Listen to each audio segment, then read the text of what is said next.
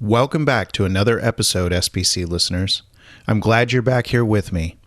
I'm so happy to bring you episode 40, the second part of my long solo cross country, also known as the two-hander.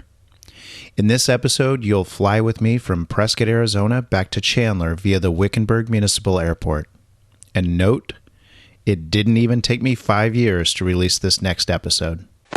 Chandler Tower, Cherokee 4121 Tango is at Chandler Air Service. We have Zulu, and we'd like a south departure, please. What does it take to be an angel?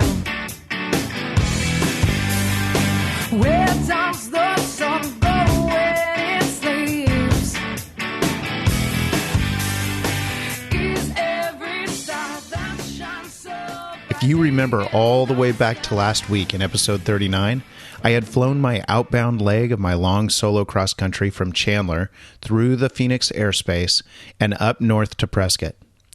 Today, I'm happy to have you along for my return flight from Prescott, which is KPRC, to Chandler, which is KCHD, via the fairly rural town of Wickenburg and their municipal airport, Echo 25. Again, after my stage 3 check, which was pretty rough, and I mean rough emotionally, not just the turbulence, it was relaxing to be back out by myself, just enjoying being a pilot. I had enjoyed my pretty busy flight up to Prescott, and now I was really enjoying the cool weather of Prescott and the smell of the pines. I lurked about a bit, I got a nice cold refreshing drink, I used the facilities, and I rested for a time. Not too much later, I was eager to get back on the horse and get back home. So I saddled up and prepared for the next leg. We'll start, as usual, getting the ATIS at Prescott. 5. Practice instrument approaches being conducted to converging runways. Inbound, contact tower 125.3. Notice airman. Caution, Sky Crane helicopter parked near Foxtrot 4. Taxiway hotel closed except for service operations. Read back all runway hold short instructions. Advise on initial contact ATIS Bravo. Prescott Tower Station Bravo, time 1753 Zulu. Wind variable at 5, visibility 10, few clouds at 8,000. Temperature tree 1, check density altitude 2.6. Altimeter tree 005. Visual approach and use. Land and depart runways 21 left and 21 right. Land and hold short, operations in effect. Outbounds advise ground control, direction of departure. Aircraft requesting practice approaches or traffic advisories outside class Delta airspace. Contact Albuquerque Center on 128.45. Practice instrument approaches being conducted to converging runways. Inbound, contact tower 125.3. Notice airman. When I was ready, I contacted ground to get to the runway. I'll let the radio traffic play as I taxi. Prescott ground, Cherokee 90126 Mike is in transient parking. We would like a south departure. We have Bravo. Prescott ground, Bonanza 1773 Whiskey. We're ready to taxi from Ritter Air with Bravo. Cherokee 90126 Mike, Prescott ground. Runway 2 and left taxi via Charlie hold short taxiway Echo. Okay, taxi via Charlie and hold short of taxiway Echo 26 Mike. Bonanza 1773 Whiskey, Prescott ground, state direction departure. We're going eastbound Cottonwood. Bonanza 73 Whiskey, taxi 2, runway 21 left via Delta and Delta 6. Delta 6, 21 left, south to Whiskey. That's ground 77, Foxtrot, Riddle Ramp. Riddle 77, Prescott ground. Behind the Cessna to your left, taxi road right via taxiway Foxtrot. Behind the Cessna, taxi Riddle 77.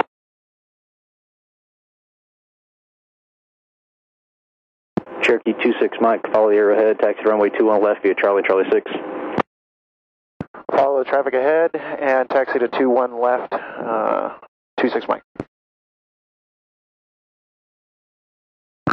Prescott ground, Legend 23 at the south loop. Would like to proceed to the Riddle ramp. Legend 23, press the ground, proceed to the Riddle ramp via Delta and Foxtrot. Proceed to the Riddle ramp via Delta Foxtrot. Legend 23, thank you.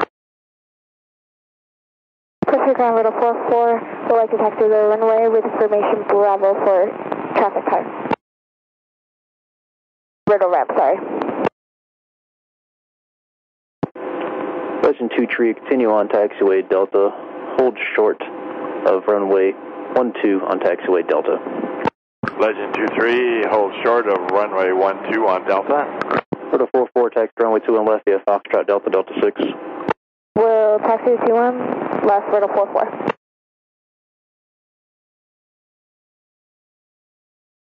Prescott ground, Seminole 258, Romeo Mike at North Bravo, like a northeast departure.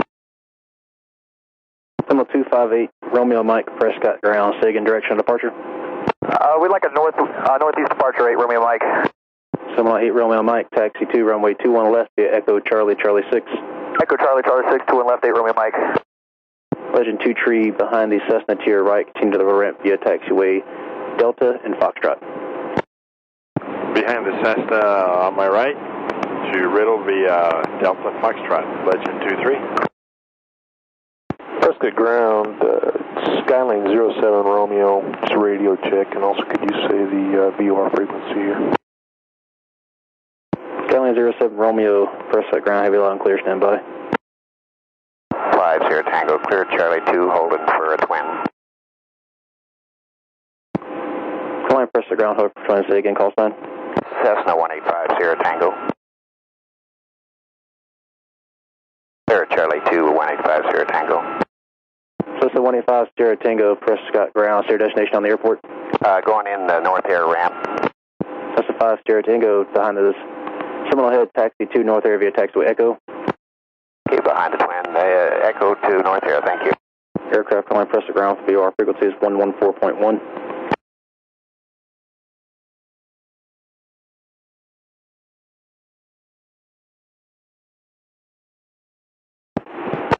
Prescott ground, Skyline 07 Romeo, how do you read? Skyline 07 Romeo, Prescott ground, heavy weak but readable. The Drake VOR frequency is 114.1. 114.1, thanks. After my run up and density altitude calculations, etc., I was ready to go. So I called up the tower frequency. Cirrus 00 Delta negative, traffic departing east northeast bound of Bonanza. Looking for traffic. In 73 Whiskey traffic, Cirrus reports inbound from the north-northeast, approximately 7 miles out. Okay, 73 Whiskey, word, 6.5, sorry.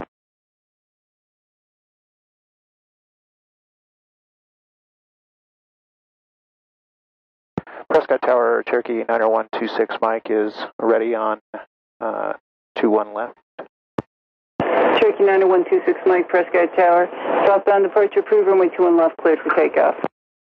Cleared for takeoff on 21 left, Cherokee 26 Mike. Prescott Tower says 3000 Delta, we're 5 miles out. Cherokee 26, or correction, disregard that, Bonanza 73 Whiskey traffic ahead into your left, inbound Cirrus. 73 Whiskey, we're looking. Cirrus 00 Delta, runway 21 left, clear to land, wind calm. 21 left, clear to land, sir. 3000 Delta. 73 Whiskey has traffic. Stand 73 Whiskey, thank you. Okay, everything's in the green, airspeed's alive. Got 40. 45, 50, 55, and rotate. We're off. I quickly noticed the lack of performance of my airplane in the warm air and the high altitude, but while it wasn't a quick climb, at least it was relatively steady. At that point, when I knew I was getting a steady positive climb rate, I turned on course to 180 degrees towards Wickenburg. As I approached the mountains to the south, though, the turbulence increased, and there were moments that I couldn't climb much at all, and other moments that I shot up in an updraft. I kept thinking through my options. Should I not be able to climb fast enough to make it through the range ahead? I also knew there was a bit of a pass through the mountains that had a road that actually goes through the hills to Wickenburg. Once clear of the airspace, I called Prescott Radio to open my flight plan, which I nearly forgot to do. Come to think of it, I still have a hard time remembering to open and close flight plans, especially close them. I'm always having to think of a gimmick to remember. On that note, I would love to hear ideas from those of you who are pilots on how you remember, especially to close flight plans. That could be interesting, actually, and if I get some good suggestions from you, I'll be sure to share in a future episode, with credit, of course. So here's my call to flight service. Prescott Radio, Cherokee 90126 Mike, over. Cherokee 90126 Mike, Prescott Radio. I'd like to activate my flight plan as of 1835 Zulu, 26 Mike. November 9126 Mike, flight plan activated 1835 Zulu. Prescott to Chandler, Arizona. Have a safe flight. Thanks for your help. Cherokee 26 Mike. At that point, I settled into my planned 28-minute leg to Wickenburg. I would be doing a landing there as per the cross-country requirements, and then on back to KCHD via a much different route than I came, but we'll get to that. I was now over a much less populated area, and I mean much less. There was almost nothing in sight but nature. In fact, I almost flew right over an area I know pretty well from the ground called Crown King, where I've done a bit of off-roading before. This is really pretty country. I also got to practice real pilotage as I had a mountain road off to my right. It's a road that actually leads to the town of Wickenburg, so if nothing else worked, at least I could follow that to my destination area and find the airport from there. The scenery was breathtaking, and it was one more flight that cemented my love of flying. And it was nice, after the flight up had been so busy, to be flying via pilotage all by myself in the backcountry of Arizona, yet still so close to civilization. This was off the beaten path for sure, or maybe the beaten flight path, because it wasn't in a direction that was really direct to anywhere that anyone was going. I started to realize how much I liked flying out by myself. Maybe I have a bit of bush pilot in me. Not the skills, of course, just the desire. After a bit, it was time to get myself ready to approach Echo 25. The CTAF was 123.0, so I dialed that in. About a minute after tuning in the CTAF, I heard some traffic at Wickenburg. Turns out a big heli was doing some practice maneuvers at this airport. At the end of this, by the way, you'll hear a call from Marana Airport, which is all the way down by Tucson, but happens to use the same CTAF frequency. And at the right altitudes, a signal, albeit weak at that point, easily makes it all the way up to where I was, north of Wickenburg. Keep in mind that Marana, or Alpha Victor Quebec, and Wickenburg, Echo 25, are 121 nautical miles apart. Amazing, really. Wickenburg traffic, helicopter 1 Arizona, I'm Fox Bravo, so taking off runway 23, remaining right close traffic, Wickenburg. Runway 12, Marana. A few minutes later or so, as I got within about 10 miles, I made my own call, and I asked for an advisory, so I kind of knew what was going on at the airport. I'll let the responses play, including a response from the Unicom. Wickenburg traffic, Cherokee is 10 miles north. Request traffic advisory. Airport advisory. Wickenburg traffic, this is helicopter 109 Fox Bravo. We're currently on a right downwind from 23. Winds have been kind of variable out of the south to west, favoring 23. Okay, favoring 23, I appreciate that. We're now 9 miles north, Wickenburg traffic. Wickenburg traffic, Archer 428 Papa Alpha, 6 miles to the west. Inbound for full stop, runway 23. This is Wickenburg Unicom. For weather information, our AWAS frequency is 121.375.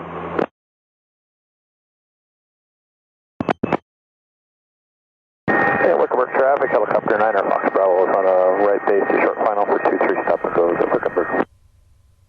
Since Unicom had mentioned the automated system, I figured I'd give it a quick listen. I actually don't remember why I didn't listen to it beforehand. Maybe I had forgotten about it, or maybe I didn't notice it when I was doing my pre-flight and my flight planning. But for whatever reason, I had forgotten or I didn't know about it, so I went ahead and gave it a quick listen. Wickenburg Municipal Airport. automated weather observation. 1903 Zulu, weather, wind 150 at 6, visibility. Papa Alpha 4 miles to the west, inbound, runway 23, we'll be entering the 45 to downwind. 1, altimeter 2982, remarks. Density altitude 5,000. I continued descending towards 3,377 feet, which was traffic pattern altitude, and even mentioned it out loud to myself in the cockpit. I wanted to reach TPA before entering the pattern, of course, to make it easier for other traffic to see me, and me them. Here's a bit more of the traffic in the area. Notice the last call is sounding pretty local, but it's actually from Needles, California, which was just a measly 100 miles away. This experience shows why it's so incredibly important that CTAF announcements are prefixed and suffixed with the airport or area name. Think of all the fields that could be within 100 miles or so of the airport that you're at with the same traffic advisory frequency. Wickenburg traffic up there, 109 Fox Bravo, taking off runway 23, we're being very close traffic, Wickenburg. Wickenburg traffic, Archer 428, Papa Alpha, entering the 45 downwind for runway 23, Wickenburg.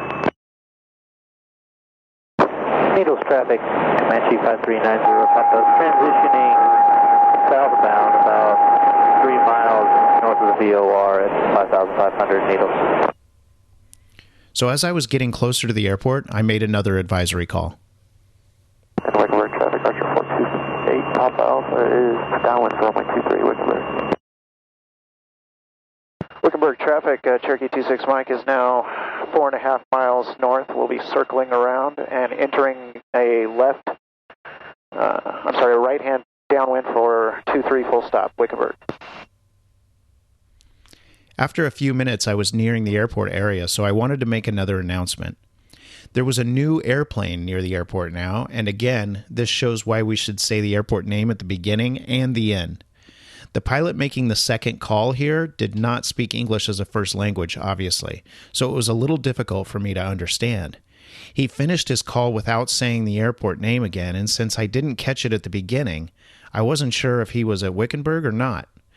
By saying it at the end, too, if someone's having a hard time hearing or understanding you, they can concentrate a little more at the end and verify where you are. In this case, I thought I caught a runway 23 in there, so I figured there was a good chance he was here. Hopefully you can hear, though, how hard it would be to catch Wickenburg at the beginning if you weren't really paying attention. I didn't have the luxury of replaying the last 10 seconds like you do on your phone or computer while you listen to this. Right after that, you'll hear me make my call as I'm entering the airport area, and the big helicopter in the pattern will decide to allow me to pass them because they were doing slower maneuvers.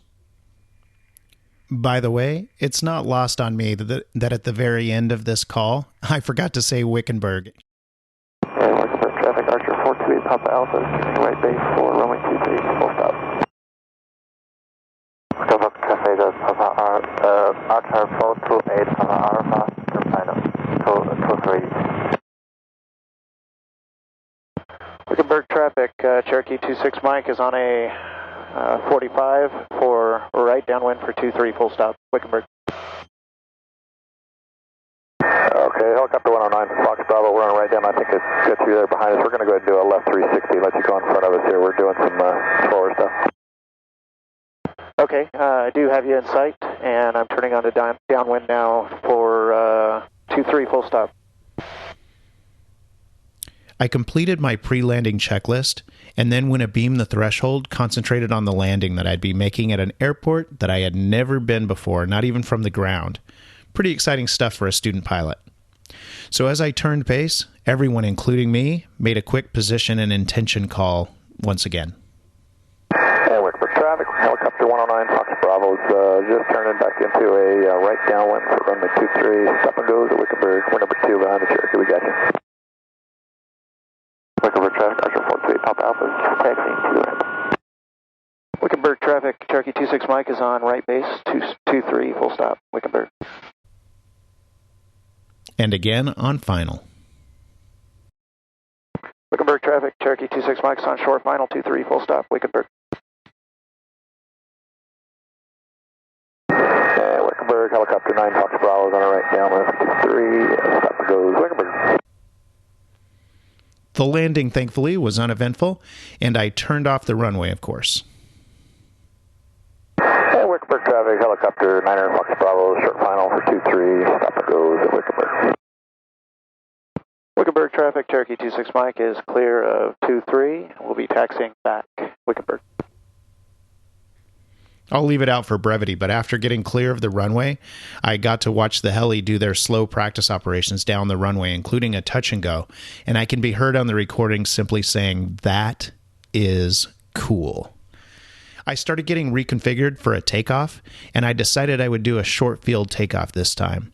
Not because Wickenburg has a particularly short runway, in fact it's well over 2,000 feet, but mostly for practice. I also set up some of my nav radios for the next part of the flight. Remember, I wasn't really using GPS at this point.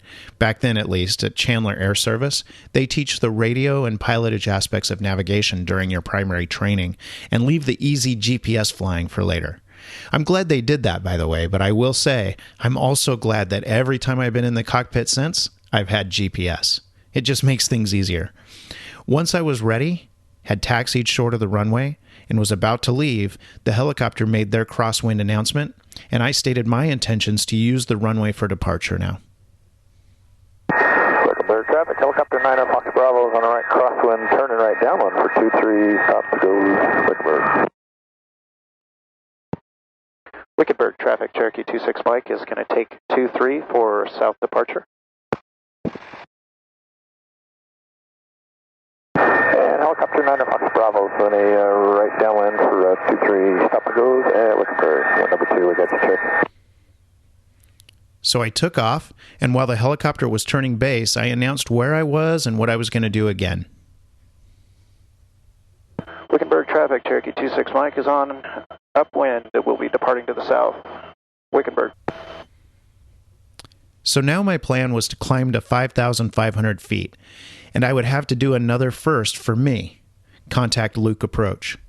Luke Air Force Base is located at the northwest edge of the Phoenix Valley, and Luke Approach controls the area to the north and west, and maybe even a little bit southwest of there. Luke is one of the largest training bases for F-16 pilots, which I think is pretty cool.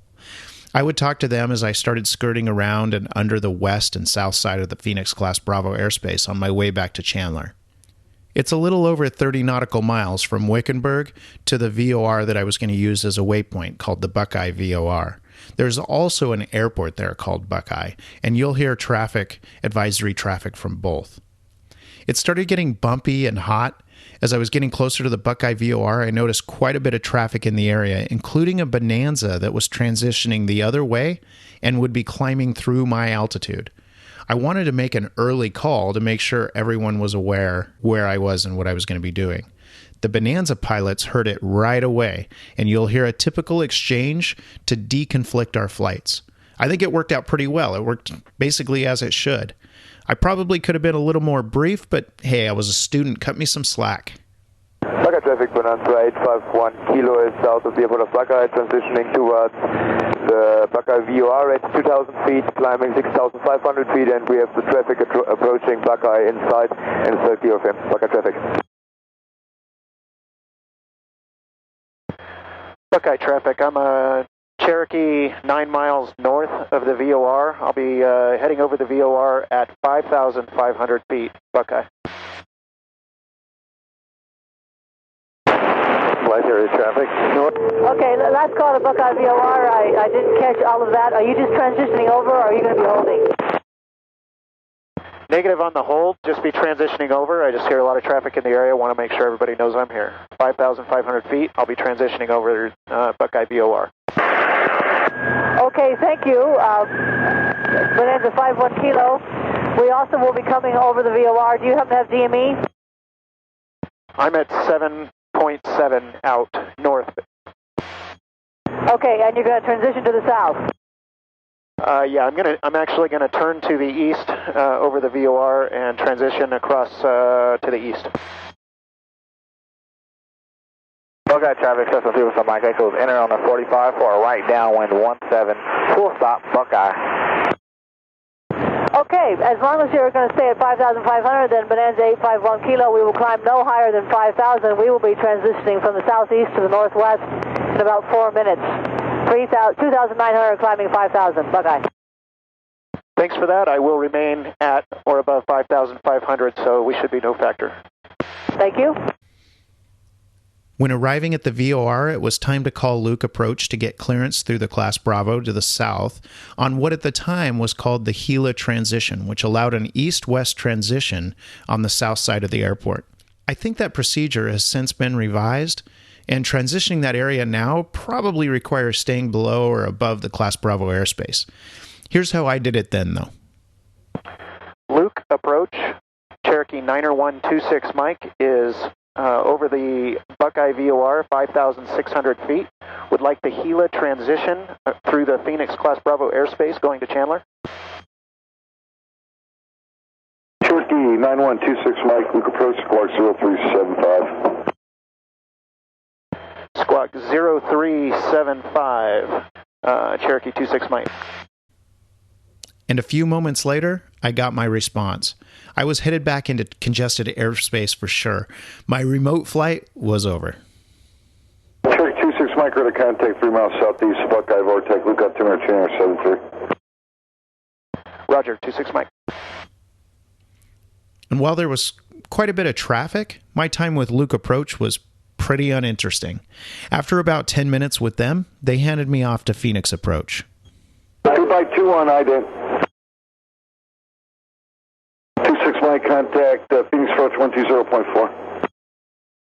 120.4, thanks for your help. So after I switched over on the radio and waited for a spot to call up, I did.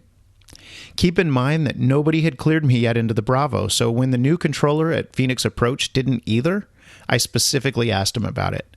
Sometimes it helps to just ask. Without a clearance, I would need to get pretty low under the Bravo while contending with mountains to the south while navigating back to Chandler. It's much more straightforward if you can just jump into the airspace. Phoenix Approach, Cherokee 90126 Mike, 5,300 feet, transitioning west to east. Cherokee 90126 Mike, Phoenix Approach, say destination. We're going to Chandler, 26 Mike. Shuttle 2844 to center maintain 6,000. Down to 6,000, Shuttle 2844. Number 90126 Mike, resume on navigation towards Chandler. Okay, resume on navigation. Am I cleared into the Class Bravo for the transition, or do I need to duck under? 26 Mike. Number 90126 Mike, cleared to enter Phoenix Class Bravo airspace. Chandler, information kilo, current altimeter 2973, advise nav. Roger, 26 Mike. United 1512, contact Phoenix Tower 120.9er. Over to the tower, United 1512. So after calling back and getting the altimeter setting at Phoenix, I cruised along for a while. They then had me descend slightly. Shuttle 2844, contact Phoenix Tower 118.7. Over to the tower, have a good day, 2844. Okay. Number 90126 Mike, maintain VFR at 5,000. Okay, maintain VFR at 5,000, 26 Mike, descending now. Okay, there are a couple of mountain ranges just south of the Phoenix Airport area. The Estrella Mountains, which stretch from the northwest near Phoenix International Raceway towards the southeast. And then there's also a small cluster of peaks known as South Mountain, which are basically in the southern part of the Phoenix city limits. The Estrella range goes up to about a 5,000-foot peak, and South Mountain is about 3,000 feet. There's a space between them that makes a valley that funnels south of South Mountain towards the very southern part of the East Valley of Phoenix, or South Chandler. My plan was to skirt in between the mountains, end up under the Class Bravo for good, and navigate back to Chandler that way. It seems that Phoenix Approach wanted me out of their hair as soon as possible, too, and suggested basically that.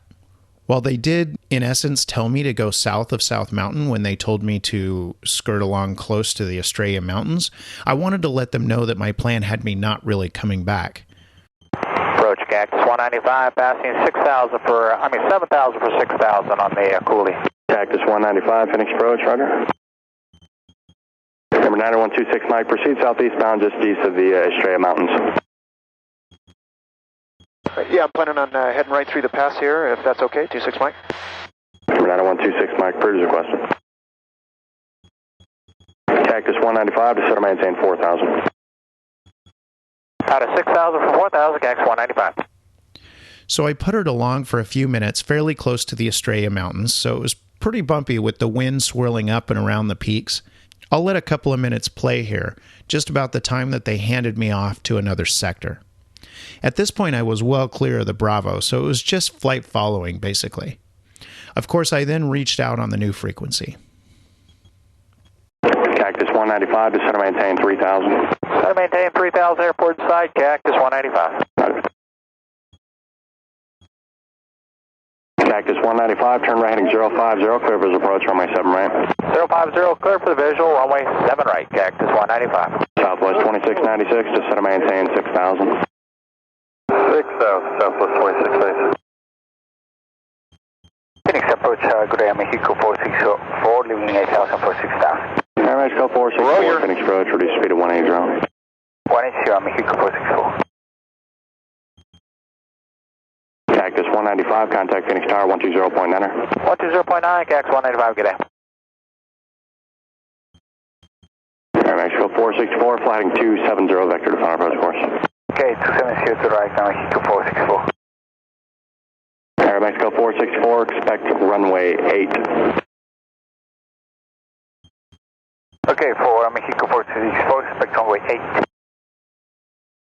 Southwest 2696, clear visual approach, runway 7 right.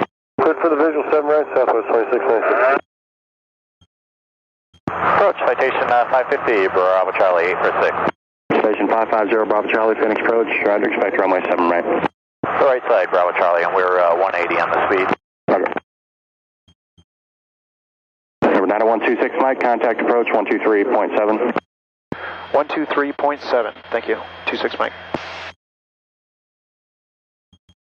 Phoenix approach, Cherokee 90126 Mike is with you 4,700 feet. Cherokee 90126 Mike, Phoenix approach ready. After about a minute, the new controller rescinded my clearance into the Bravo. Well, it was a normal release, but that's what it amounted to. But he did ask if I wanted to continue with radar service. I decided that I was close enough now that there wouldn't be much point, so I opted out. Cherokee 26 Mike is outside of Phoenix Class Bravo airspace. Resume on navigation and standing at your discretion. Bridge Chandler, do you want to continue with service? No, that's okay. We'll just squawk 1200 and be on our way. Thanks for your help, 26 Mike.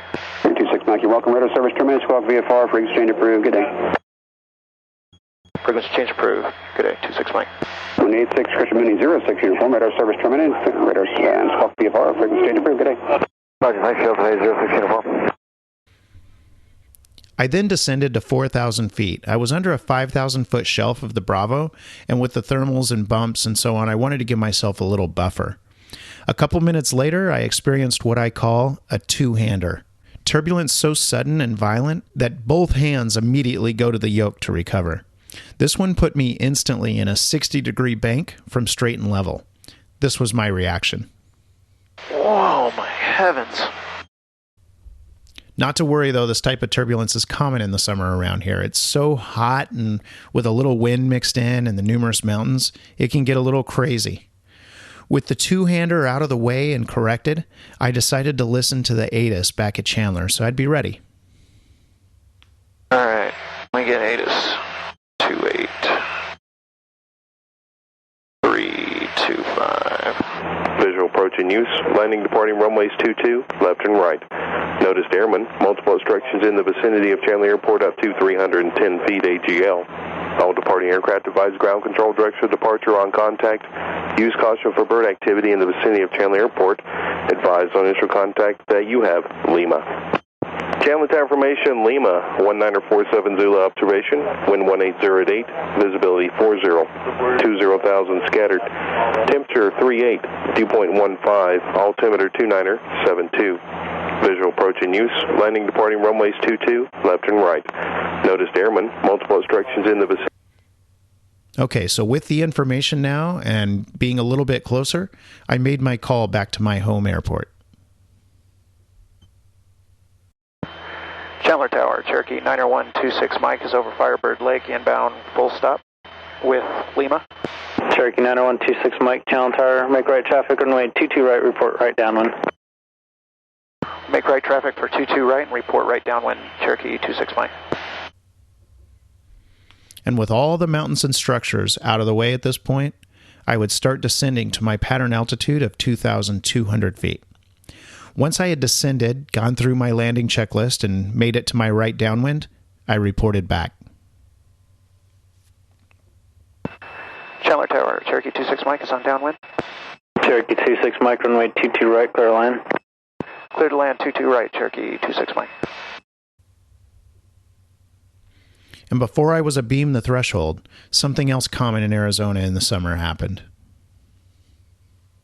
Control aircraft has this weather information. Convective segments 5 western and 6 western, valid until 2155 Zulu for Arizona and New Mexico. Also center weather advisory 201, valid until 2110 Zulu. Available on high watcher flight service frequencies. Okay, beam. Power to 15. 1 notch.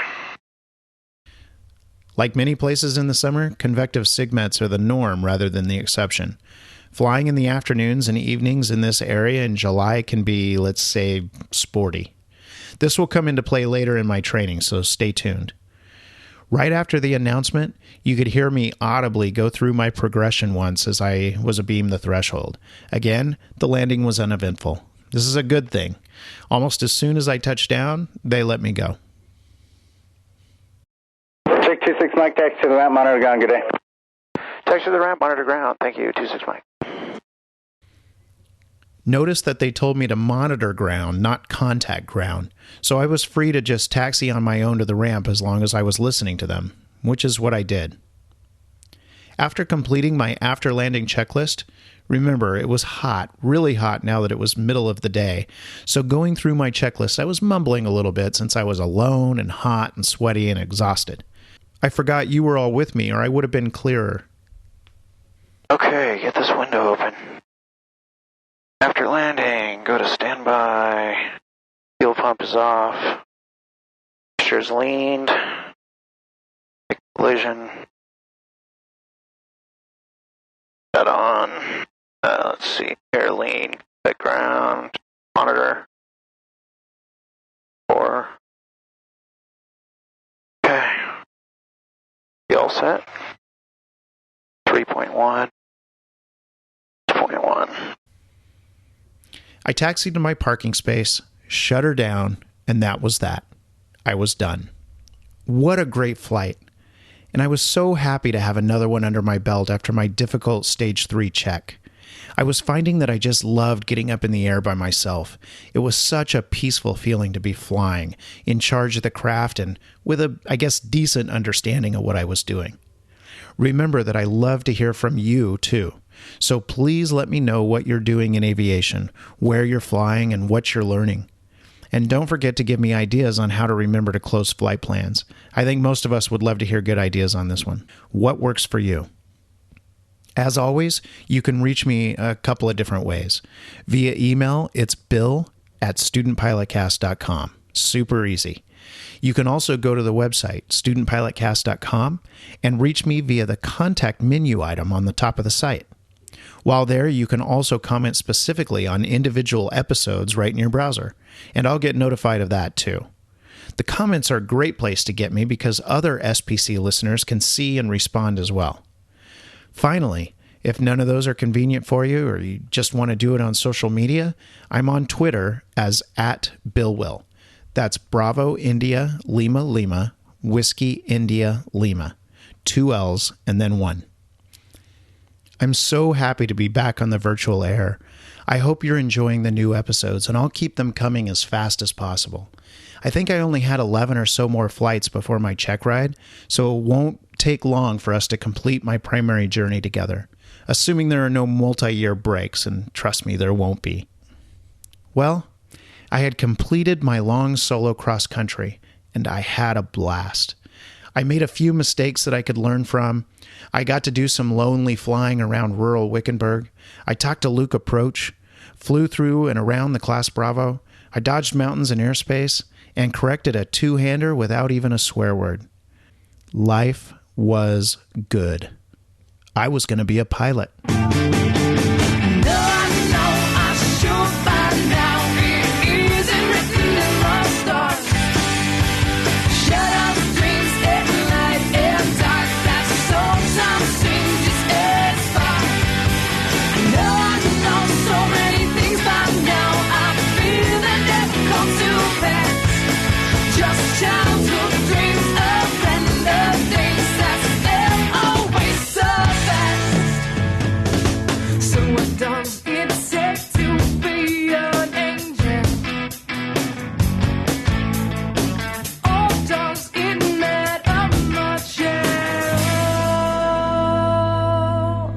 music for today's episode is To Be an Angel by the Canadian band Uncle Seth. You can get more information and subscribe to the Student Pilot Cast at www.studentpilotcast.com. Remember, any instruction that you hear in this podcast was meant for me and for me alone in the situation we were in at the time. Please do not try to blindly apply anything you see or hear in this episode or in any other episode to your own flying without thinking it through on your own completely. If you have questions about any aspect of your flying, please consult a qualified CFI.